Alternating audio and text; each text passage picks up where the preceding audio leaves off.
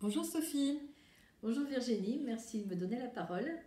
Avec plaisir. Est-ce que tu peux te présenter en quelques mots? Oui, alors je suis Sophie Herbein, je suis professeure de chant en privé, auto-entrepreneur, et je suis prof de chant à mi-temps avec une autre activité à côté, et j'habite la Lorraine. Très bien. Est-ce que tu peux nous dire comment et pourquoi tu es devenue professeur de chant? Alors je pense qu'on peut remonter à l'enfance parce que depuis que je suis petite, vous savez que c'est pas bien de chanter à table. Bien moi, je chantais quand même à table. Et je chantais même après parce que je faisais des spectacles en chantant. Donc toute petite, je racontais ma vie en chantant, etc. Et j'étais très vite séduite par l'opérette. Mais voilà, je n'habitais pas dans une ville où il y avait un opéra. Mes parents ne m'emmenaient pas à l'opéra. Mais j'ai toujours été fascinée par les voix. Et au fur et à mesure, je pense que la vie m'a amenée à la guitare classique au conservatoire de Tours. Et cette vibration, se sentir cette vibration était magnifique, mais ça ne me suffisait pas, il fallait que je l'émette avec ma voix. Et donc je suis venue au chant et j'ai rencontré une prof de chant extraordinaire qui s'appelle Brigitte, qui se reconnaîtra quand elle verra la vidéo et que je salue parce que je remercie profondément. C'était un jour où j'avais perdu ma voix et elle me l'a redonnée et elle m'a fait découvrir l'approche par la psychophonie, quelque chose avec Marie-Louise Aucher dans les années 50 et je suis, voilà, j'ai lu, je me suis formée à la psychophonie, une approche psychocorporelle de la voix. Et pendant longtemps, j'ai pris des cours de chant et je donnais des cours de chant, mais gratuitement, parce que je pensais que c'était naturel d'apprendre et de transmettre le chant. Et donc, grâce à ma professeure Brigitte, que j'ai retrouvée 30 ans après, elle m'a dit, Sophie, il faut que tu assumes pleinement que tu es prof de chant, tu es pédagogue. Et c'est vrai, je suis enseignante dans l'âme, j'adore transmettre. Et donc, je me suis installée prof de chant en privé, en auto-entrepreneur, pour avoir beaucoup de liberté, parce que j'ai une pédagogie bien particulière. Est-ce que tu peux nous en dire plus un peu sur ta pédagogie justement? Alors, cette pédagogie, elle s'inspire de la psychophonie, mais elle s'inspire du parfum de mes roses. Je cultive des roses dans mon jardin pour mes cours de chant, c'est particulier. C'est toutes des roses anciennes, non greffées, remontantes, avec des parfums divins et délicieux. Et je les utilise pour ce geste vocal qui est le humage et qui après fait déployer la voix.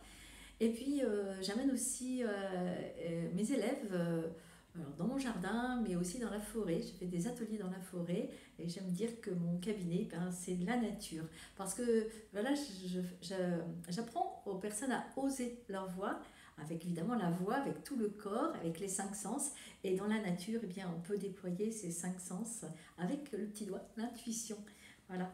Et c'est une approche qui est très particulière et j'assume pleinement d'être une éveilleuse de voix. Et les gens qui viennent vers moi sont très souvent des personnes qui n'osent pas leur voix et en une séance découvrent qu'ils peuvent chanter parfois avec une voix comme ça. Voilà. Et Mhm. j'ai oublié de préciser, j'adore Vivaldi. Voilà, c'est un parfait, mais voilà, j'adore Vivaldi et Fauré. Et aussi, j'aime la chanson française et je suis de formation classique au conservatoire en chant. Mhm. Est-ce que tu peux nous parler d'un événement clé, un événement marquant dans ton parcours de professeur de chant? Ah oui, volontiers. Cet événement, enfin en tout cas auquel je pense que je vais vous partager, il s'appelle Alice et la pomme. Alice est une enfant qui est grande maintenant, qui a plus d'une vingtaine d'années et qui a un langage particulier. On dit d'elle parfois qu'elle est autiste, elle est non-verbale. Et au bout d'un an, enfin, j'ai eu l'idée, l'intuition de l'amener à la voix, puisque je fais des cours de chant avec Alice assez particuliers. J'ai amené des pommes de mon verger et je lui ai chanté pomme, pomme, pomme, tu es bonne, dedans, dehors. Voilà. Et Alice, à force de chanter, de chantonner à sa façon, s'est mise à chantonner, à dire des sons. Bien sûr, la maman m'a donné un message absolument extraordinaire que je vous partage avec grande joie et avec émotion. La maman me mit Alice à croquer la pomme, parce qu'il faut savoir qu'Alice ne pouvait pas manger la pomme. Et là, je me suis dit, mais quel beau cadeau! En vibrant, la pensée de la pomme, le goût de la pomme est devenu un geste, pas que vocal, un geste. Et Alice maintenant mange des pommes. C'est un merveilleux cadeau. Puis je peux rajouter quelque chose, une dame que je peux appeler Françoise par exemple, et qui ne pouvait plus marcher depuis longtemps. Et je lui ai dit, m'est venue une idée de dire, et si vous chantiez que vous marchez à petits pas, avec ma canne, moi je marche. Et on fait la séance comme ça, en visualisant, etc. La séance après, elle me dit, vous savez Sophie, c'est magique. J'ai marché avec ma canne parce que j'ai entendu votre voix et j'ai osé chanter que je marchais. Alors c'était écologique pour elle, hein.